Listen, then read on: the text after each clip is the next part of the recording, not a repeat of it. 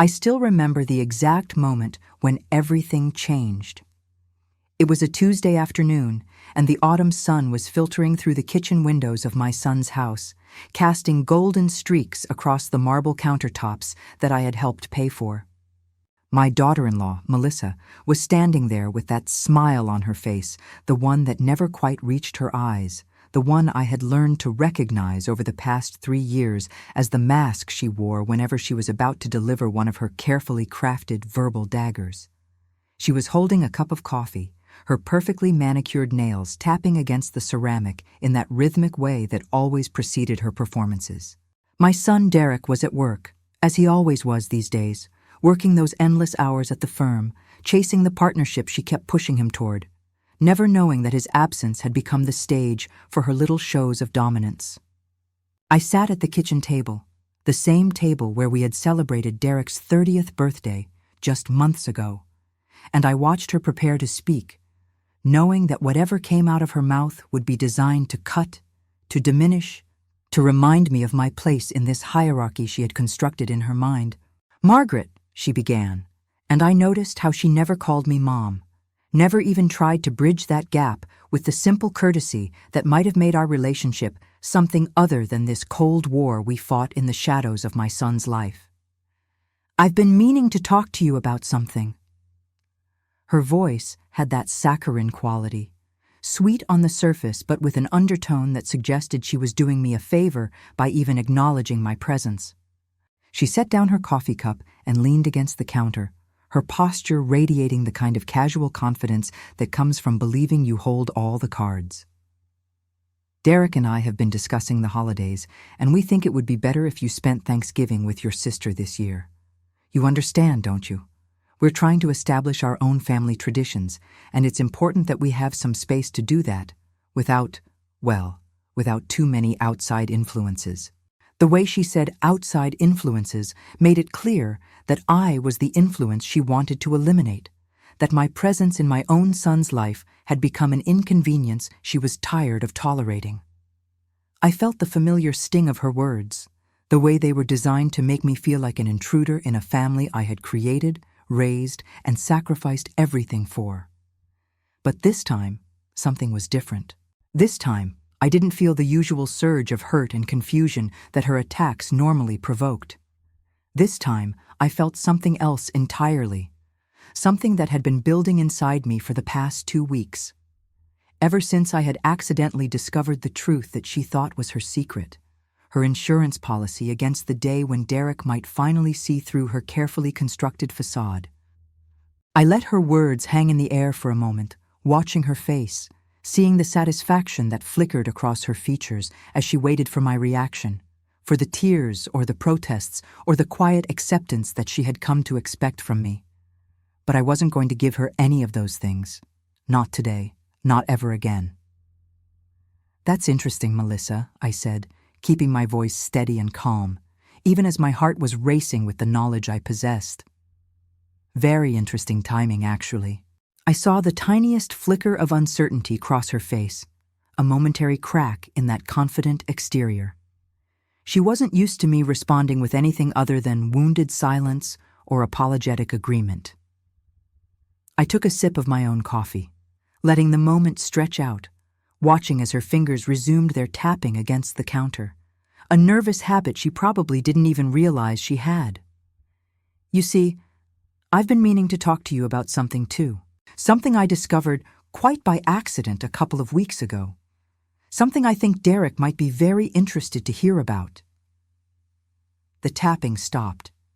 Her face, which had been so smug just seconds before, now showed the first signs of real concern, though she was trying hard to maintain her composure.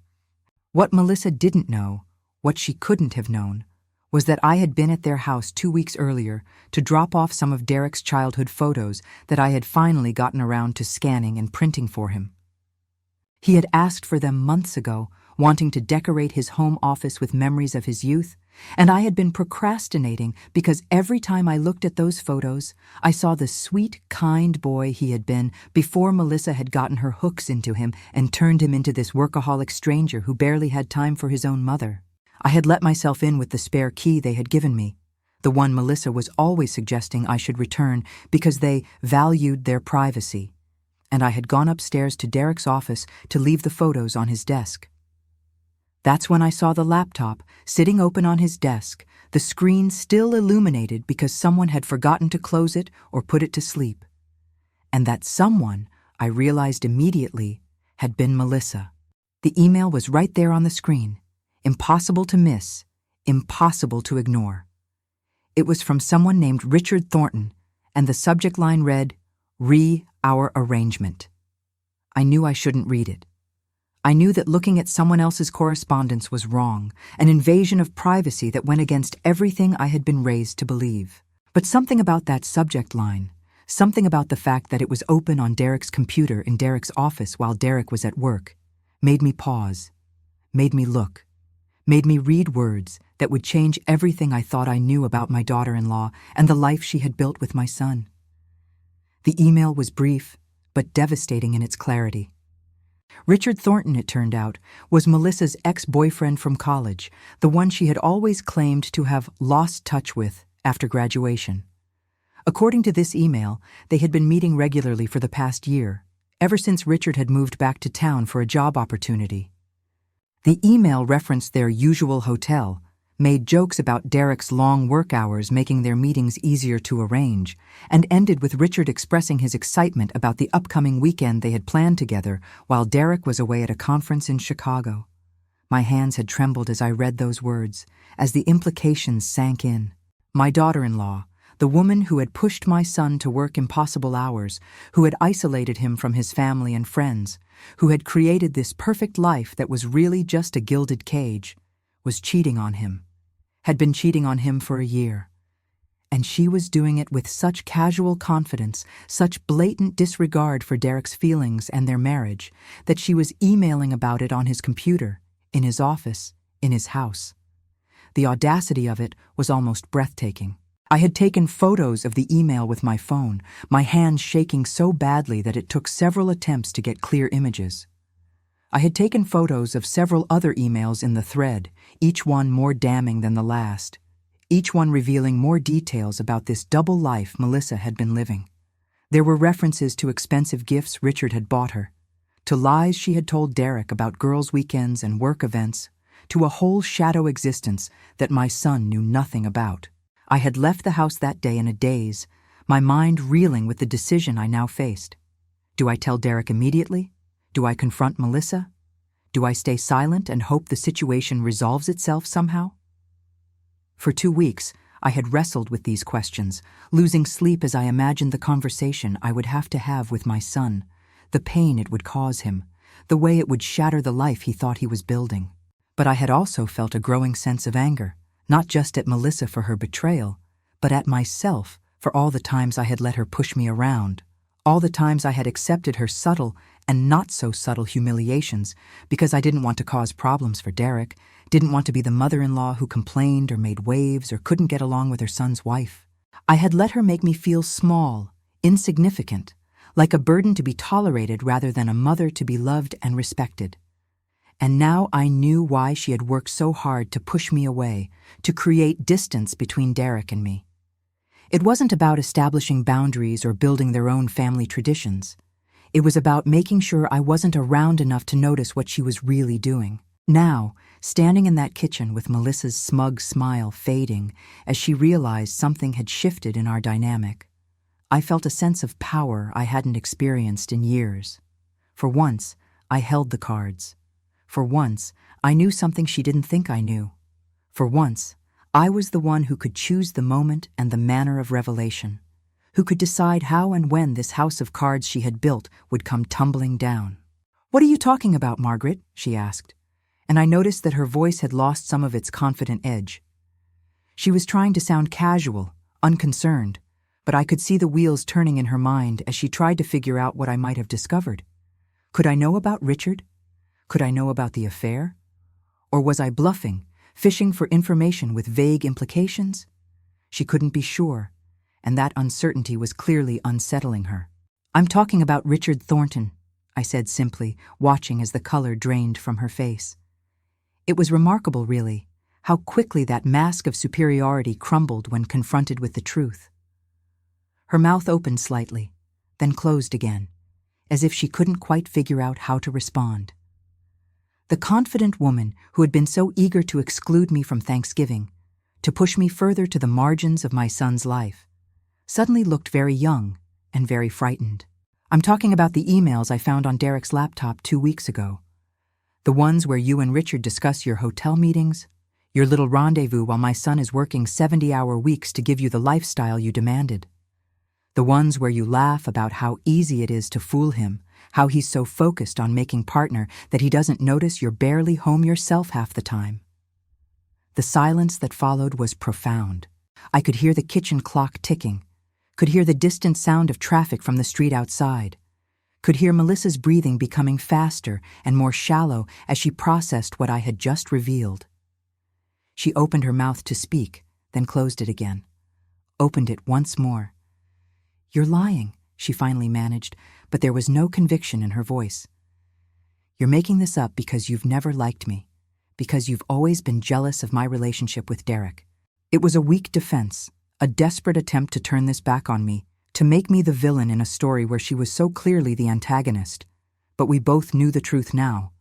We both knew I wasn't bluffing. "Am I?" I asked, pulling out my phone with deliberate slowness. "Because I have the photos right here. Would you like to see them? Or should I just send them directly to Derek? I'm sure he'd be fascinated to see what his loving wife has been up to while he's been sacrificing his health and our relationship to build the life you said you wanted." I watched as she lunged forward, reaching for my phone, but I pulled it back, holding it away from her grasping hands.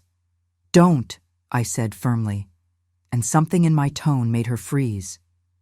"Don't make this worse than it already is. Don't add assault to adultery."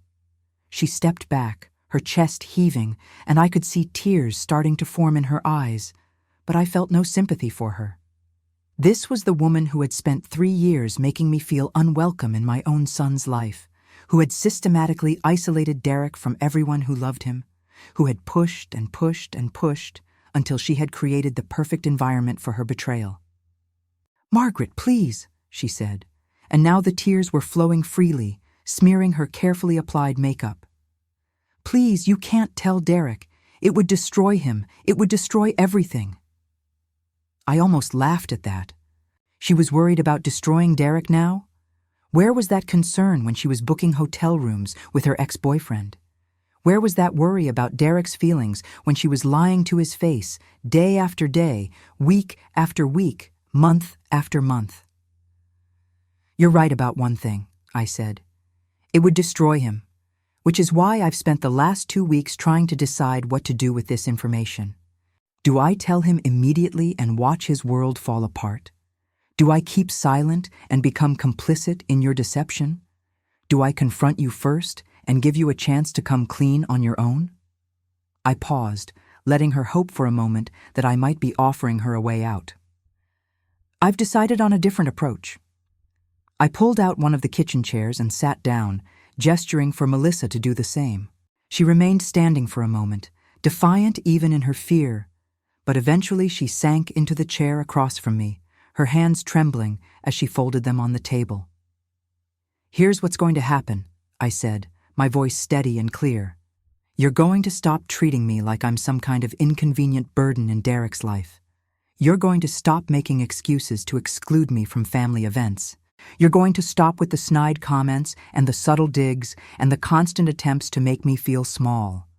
You're going to treat me with the respect that a mother deserves. And you're going to do it convincingly enough that Derek doesn't suspect anything is wrong." She stared at me, confusion mixing with the fear on her face. "What are you saying?" she asked. "Are you blackmailing me?" "I'm giving you a choice," I replied. "You can end this affair with Richard, delete his contact information, block him on every platform, and never see or speak to him again. You can dedicate yourself to being the wife Derek believes you are, the wife he deserves. And if you do that, if you really commit to making your marriage work and treating me with basic human decency, then maybe, just maybe, I'll consider keeping this information to myself." I leaned forward, making sure she understood the seriousness of what I was saying. But if I see one more email, one more text message, one more hotel charge on statements I know how to access, one more dismissive comment or excluding behavior toward me, then I will tell Derek everything. I will show him every photo I took, every email, every detail of your year-long affair. And I will make sure he knows exactly why I kept it from him for as long as I did. Melissa's face had gone through a range of emotions during my speech, from fear to anger to something that might have been respect, or at least recognition that she had finally met someone who wasn't going to be pushed around by her manipulations. "You can't be serious," she said weakly.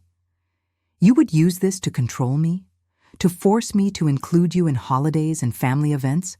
That's insane." I shook my head. What's insane is that I should have to use leverage to be treated with basic respect by my son's wife.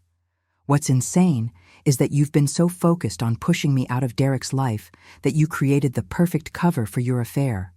What's insane is that you stood here 5 minutes ago, smiling as you told me I wasn't welcome at Thanksgiving, thinking you had all the power, when in reality you've been walking on a tightrope this entire time and didn't even know it. The truth was, I hadn't decided yet whether I would really keep Derek in the dark if Melissa ended the affair and changed her behavior. Part of me felt he had a right to know, that keeping this secret made me almost as complicit as she was in the deception. But another part of me recognized that telling him would cause him tremendous pain, would likely end his marriage, and might even damage our relationship if he felt I had sat on this information for too long before revealing it. I was buying time, I realized, to figure out the right course of action. And in the meantime, I was making sure that Melissa understood that her days of treating me like an unwanted interloper were over. If she wanted to keep her secret, she was going to have to earn that silence by being the daughter-in-law she should have been all along. "I need to think," Melissa said, standing up from the table. "I need time to process this." I nodded. "You have until Derek gets home from work tonight. That gives you about 4 hours. When he walks through that door, I want to see the beginnings of a changed attitude. I want to hear you suggest that we all have dinner together this weekend. I want to see you make an effort to include me in your lives, not as a burden to be tolerated, but as Derek's mother and someone who deserves to be part of this family." I stood as well, picking up my purse from the counter where I had set it earlier. "And Melissa? End it with Richard. Today. Right now. Send him a message making it clear that it's over and you never want to hear from him again. Because if this continues, if you think you can keep seeing him while just pretending to be nicer to me, I will know. And when I find out, there won't be any more conversations or chances. There will just be me showing Derek everything and letting the chips fall where they may." I left the house that day feeling a complex mixture of emotions. There was satisfaction, certainly, in seeing Melissa's confident facade crumble, in watching her realize that she wasn't as clever or as in control as she thought she was. There was also guilt gnawing at me with the question of whether I was doing the right thing, whether I should just tell Derek immediately and let him make his own decisions about his marriage and his life. And underneath it all was a deep sadness for my son, who was working himself to exhaustion for a woman and a marriage that might not be what he believed they were. I drove home slowly, taking the long way through the park where Derek used to play as a child, remembering simpler times when protecting him meant checking for sharp objects in the sandbox or making sure he wore his helmet when riding his bike. Now, protecting him meant navigating this impossible situation where any choice I made could cause him pain. That evening, my phone rang.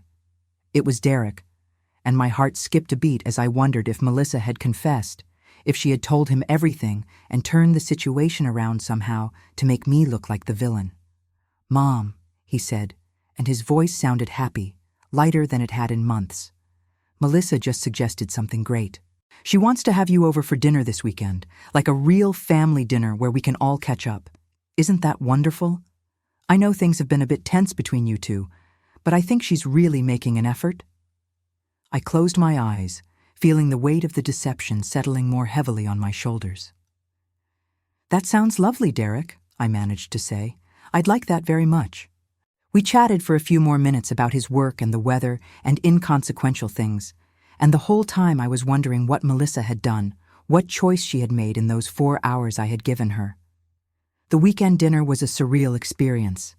Melissa had gone all out, cooking Derek's favorite meal, setting the table with the good china, and maintaining a pleasant, almost warm demeanor throughout the evening. She asked about my week, included me in conversations, and even laughed at one of my stories about Derek's childhood antics. Derek was beaming, clearly thrilled to see his wife and mother getting along so well, and I could see the relief on his face as he watched us interact without the usual tension that had characterized our previous encounters. I played my part too, reciprocating her friendliness while watching her carefully for any signs that this was just another performance, another manipulation designed to serve her own ends. But there was something different in her eyes now, something that suggested she understood the precariousness of her position and was, at least for the moment, willing to play by the new rules. After dinner, while Derek was loading the dishwasher, Melissa pulled me aside in the living room. "I ended it," she said quietly, her voice barely above a whisper. "I sent Richard a message that afternoon, told him it was over, and blocked him on everything. I also deleted all the emails, though I know you have copies."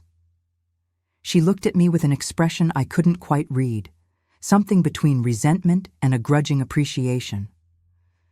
"I don't know if you believe me, but it's true.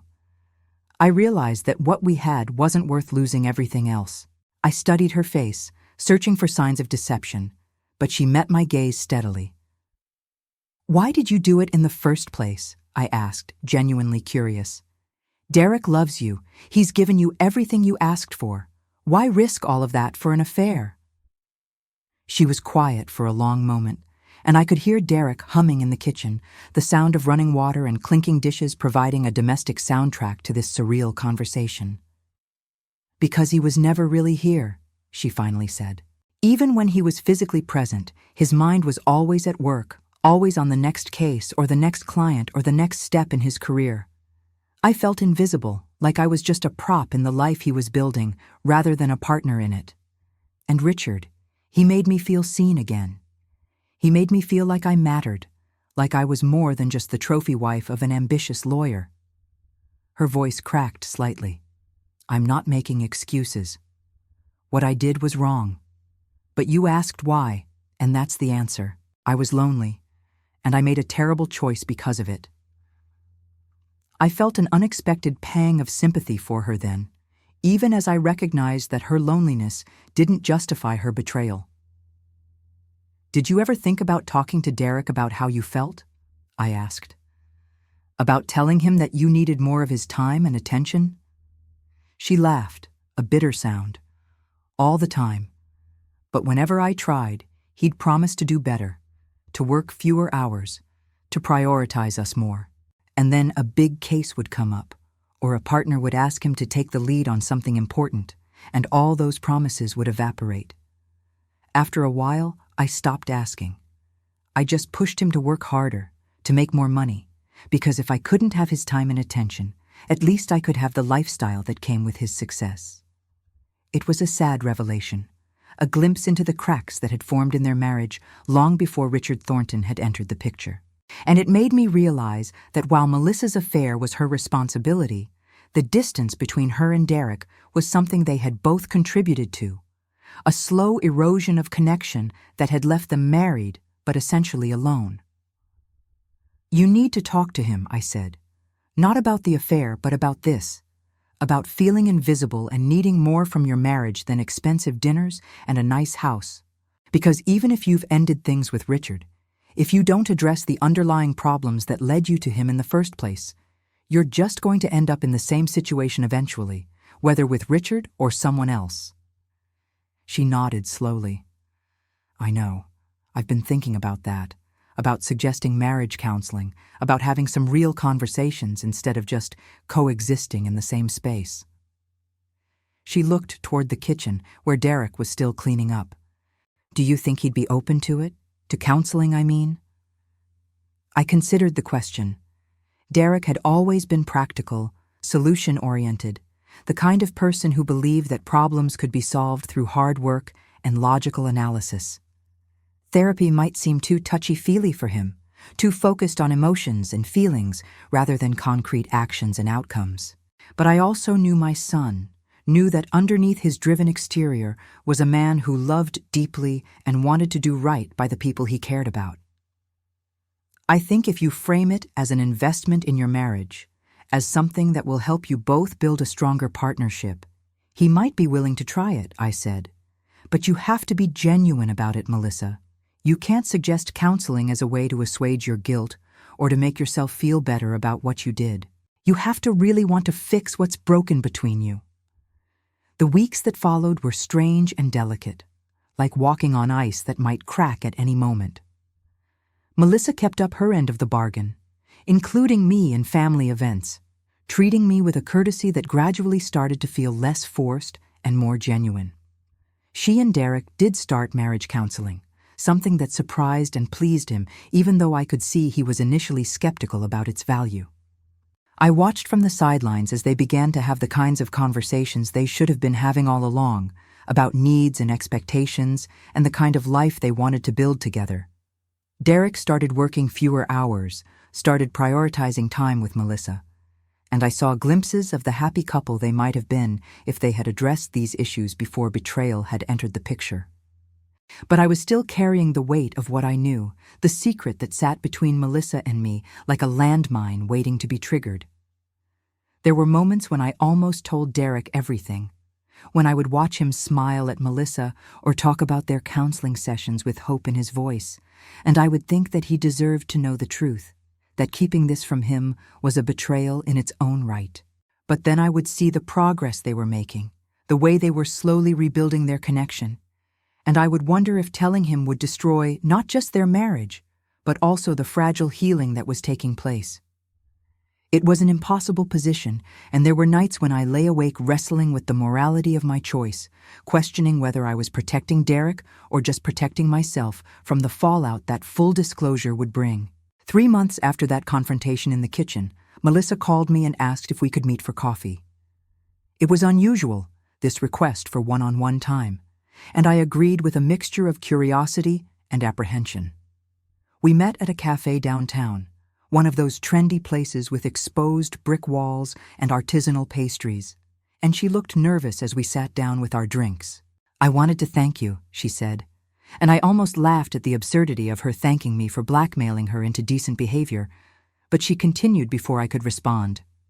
"I know you could have handled things very differently. You could have told Derek immediately, could have blown up my life without giving me a chance to fix things, but you didn't. You gave me an opportunity to make better choices, and I want you to know that I'm grateful for that, even though I know I don't deserve your mercy." I stirred my coffee, watching the cream swirl into patterns. "I didn't do it for you, Melissa. I did it for Derek, because I knew that telling him about the affair would hurt him terribly, and I wanted to see if there was a way to avoid that pain if you were genuinely willing to change." She nodded. "I know, but the result is the same. You gave me a second chance when you had every reason not to, and I want you to know that I haven't wasted it. Richard tried to contact me a few times in the first few weeks, using different phone numbers and email addresses, but I blocked him every time. I've been completely faithful to Derek since that day, and I will continue to be. Our marriage still has problems, and we're still working through things in counseling, but I'm committed to making it work now in a way I wasn't before." We sat in silence for a moment, and I realized that something fundamental had shifted in our relationship. We would never be best friends, would never have the warm, easy connection that I had always hoped to have with my son's wife. But there was a kind of understanding between us now, born from the shared knowledge of her secret and the choices we had both made in response to it. "There's something else," Melissa said, pulling a small envelope from her purse. "I wrote this letter to Derek. It explains everything, the affair with Richard, the reasons I did it, all of it.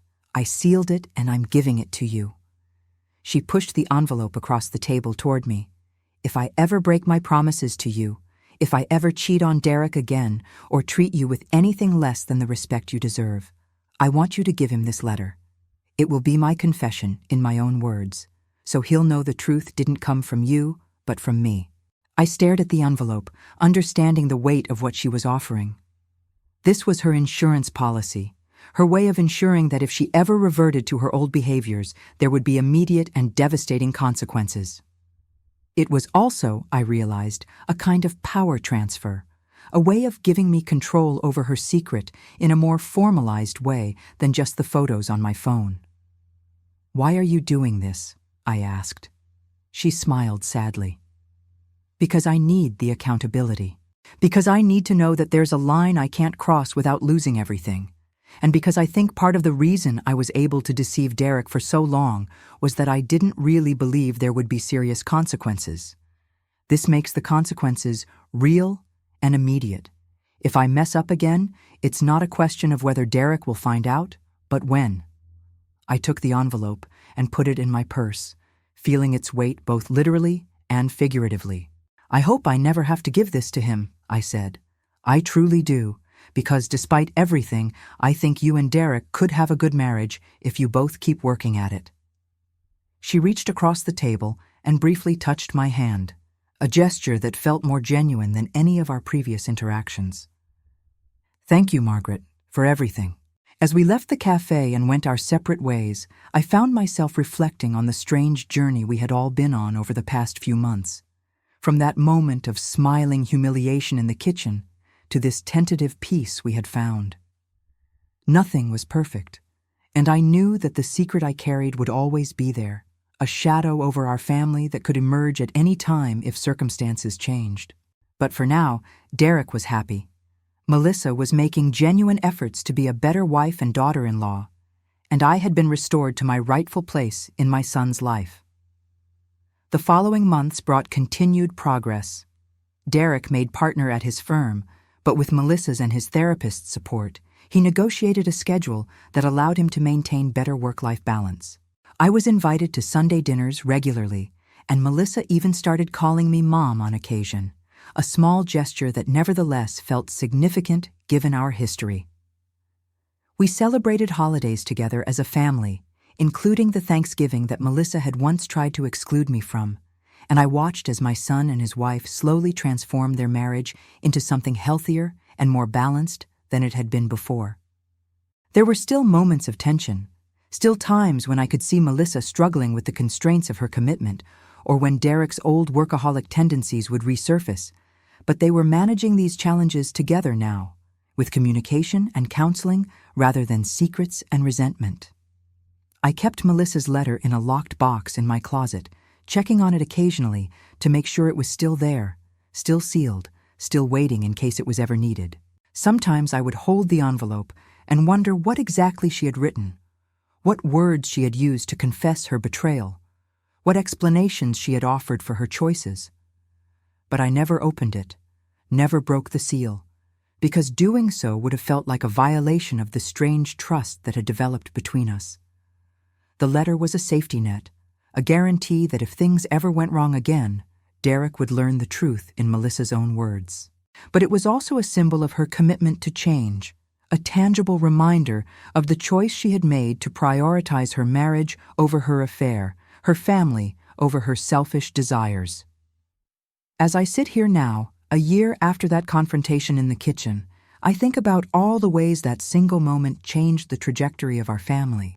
Melissa still doesn't know that I wrestle with the decision to keep her secret almost every day, that there are times when I feel like I'm being dishonest with Derek by not telling him what his wife did.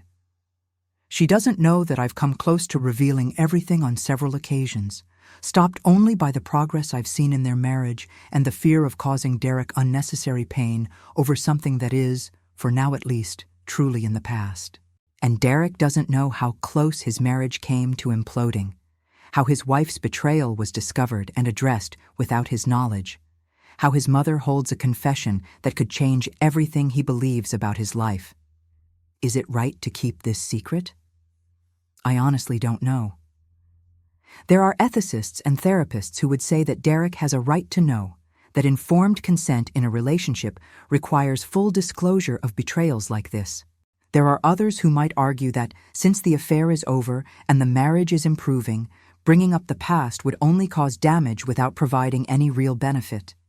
I've read articles and books on infidelity, on truth-telling, on the complexities of family relationships, and I've found arguments on both sides that seem compelling and arguments on both sides that seem problematic. In the end, I've made a choice based not on absolute certainty about what's right, but on my judgment as Derek's mother about what will cause him the least harm while still protecting him from future betrayal. The truth is, I have my own guilt to carry now. Every time Derek talks about how happy he is, how much his marriage has improved, how grateful he is that Melissa and I finally get along, I feel the weight of the secret pressing down on me. I'm complicit now in Melissa's deception, even though my complicity comes from a place of wanting to protect my son rather than wanting to harm him. I've become a keeper of secrets, a holder of truths that could destroy the happiness I see in Derek's eyes. And while Melissa has her letter and her guilt and her commitment to do better, I have my knowledge and my doubts and my constant second-guessing about whether I'm doing the right thing. But I also see the alternative, the path we didn't take, and I wonder if it would have been better or worse. If I had told Derek that day, if I had shown him the emails and the evidence of Melissa's year-long affair, his marriage would almost certainly have ended. He would have been devastated, betrayed not just by his wife, but by a year of lies and deception. He might have thrown himself even more deeply into work as a way of coping with the pain, might have become bitter and closed off in ways that would have affected all his future relationships. And while he would have had the truth, would have been able to make decisions based on full information, he also would have lost the marriage that he valued so highly, the partnership that he had been willing to work 70-hour weeks to provide for. Now, instead, he has a marriage that is improving, a wife who is genuinely trying to be better, and a relationship with his mother that has been restored to something healthier and more connected than it had been in years. Is that worth the secret I'm keeping? Is that worth the compromise I've made with my own values about honesty and disclosure? I keep asking myself these questions, keep turning them over in my mind like stones in a river, smooth with repeated handling, but no less heavy for all that. And I keep coming back to the same uncertain conclusion that I'm doing the best I can in an impossible situation, making choices that I hope will minimize harm, even as I acknowledge that every choice carries its own potential for damage. What I've learned through all of this is that families are complicated, that love sometimes requires difficult decisions, and that the line between protection and deception can be painfully thin. I've learned that secrets have weight, that they change the person carrying them in ways both subtle and profound. I've learned that sometimes there are no good choices, only less bad ones, and that we have to live with the consequences of our decisions, whether we're certain about them or not. And I've learned that my daughter-in-law, for all her faults and her betrayal, is human in ways I had never fully acknowledged before, capable of both terrible choices and genuine change, deserving of neither blind trust nor permanent condemnation. So where does that leave us now, this strange little family held together by love and secrets and the commitments we've made to each other? Derek is happy, or as happy as anyone can be in the complicated reality of adult life. Melissa is working on being a better wife and daughter-in-law, and while I can't know what's in her heart, her actions suggest genuine effort and commitment.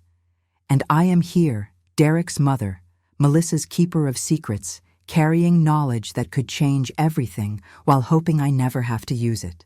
We have Sunday dinners and holiday celebrations and all the normal rhythms of family life, and beneath it all runs this current of truth known only to Melissa and me. This understanding that our relationship is built on something more complex than simple affection or family obligation. I think about that moment in the kitchen sometimes when Melissa smiled as she tried to humiliate me, when she thought she held all the power and I was just the inconvenient mother-in-law she had to tolerate.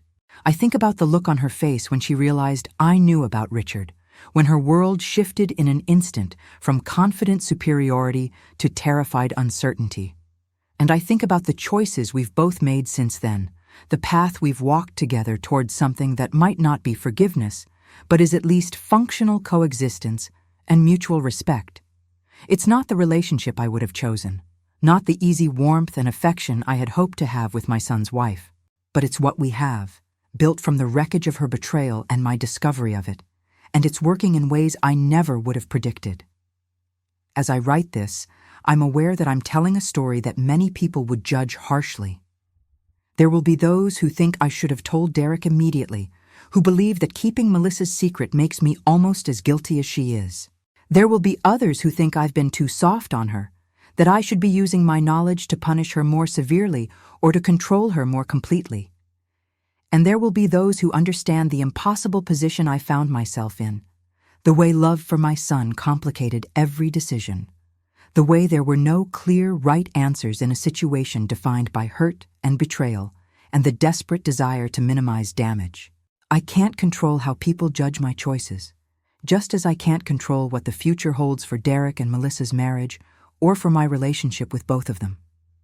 What I can control is my commitment to being there for my son, to watching over his life with the vigilance that comes from knowing how close it came to falling apart, to being ready to act if Melissa ever breaks her promises and Derek needs to know the truth. I can control my decision to hold Melissa accountable to her commitment to change, to not let her slide back into the behaviors and attitudes that characterized our early relationship. And I can control my own honesty with myself about the complexity of what I'm doing, acknowledging both the protective love that motivates my silence and the moral ambiguity of keeping such a significant secret from my son. So if you're reading this and wondering what you should do in a similar situation, I can't give you a clear answer. I can tell you that every family is different. Every betrayal carries its own unique circumstances, and every decision to tell or not to tell the truth comes with consequences that ripple out in unpredictable ways. I can tell you that there's no simple formula for navigating these situations, no clear ethical guideline that applies universally regardless of context. And I can tell you that whatever choice you make, you'll probably spend a lot of time questioning whether it was the right one, turning it over in your mind, wondering about the path not taken. That's the burden of these kinds of decisions, the weight that comes with holding other people's secrets and trying to determine what's best for those we love. For now, I'm living with my choice, watching it play out day by day, meal by meal, holiday by holiday. I'm seeing Derek thrive in ways he wasn't before, seeing Melissa grow into a better version of herself, and I'm hoping that my gamble on their ability to change and heal will prove justified in the long run. The letter sits in my closet, sealed and waiting, the insurance policy I hope never to use. The photos remain on my phone, backed up in secure storage, evidence that could still change everything if circumstances demand it. And I carry on, being the mother I've always tried to be, the grandmother I hope to become someday, the keeper of a secret that has transformed our family in ways none of us could have predicted. If there's a lesson in all of this, perhaps it's that families survive not by being perfect, but by being willing to work through imperfection, not by avoiding betrayal and hurt, but by finding ways to heal from them when they occur.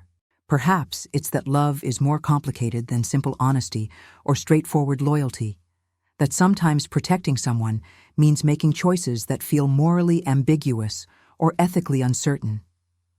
Or perhaps there's no lesson at all, just the messy reality of human relationships, with all their capacity for both tremendous harm and surprising resilience. Whatever the case, this is my story, the choice I made when my daughter-in-law smiled as she tried to humiliate me, having no idea that I already knew the secret that could destroy everything she had built.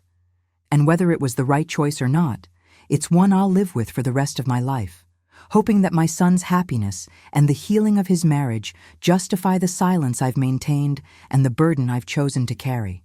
If you've made it this far in my story, I want you to know that I'm still navigating these waters, still questioning and doubting and hoping that I've done the right thing. Drop a comment below and let me know what you would have done in my situation, whether you think I made the right choice or whether you would have handled things differently. And if this story resonated with you, if it made you think about the complexities of family relationships and the difficult decisions we sometimes have to make for the people we love, Please hit that like button and subscribe so you don't miss future stories about the messy, complicated, beautiful reality of family life. We all carry secrets, we all make impossible choices, and we all deserve grace as we navigate the relationships that matter most to us. Thank you for being here with me on this journey.